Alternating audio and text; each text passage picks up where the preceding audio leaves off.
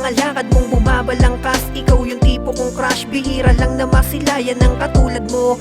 Pwede ko ba na malaman ang number mo at kung saan mo nakukuha yung ganyang katangian? At hindi na nga nagatubili na malaman ng pangalan mo, pati na rin ang FB mo. Agad-agad tinugo na ng lahat, nakangiti na nagtatype. Ilang araw na nag-uusap at ayun na nga, niyaya kong lumabas. Nasabi ko sa sarili ko, ito ang wakas ng aking pagkabinata. Salamat sa taas, tinuro mo yung tamang tao. The best ka sa lahat, sobrang saya mabuhay.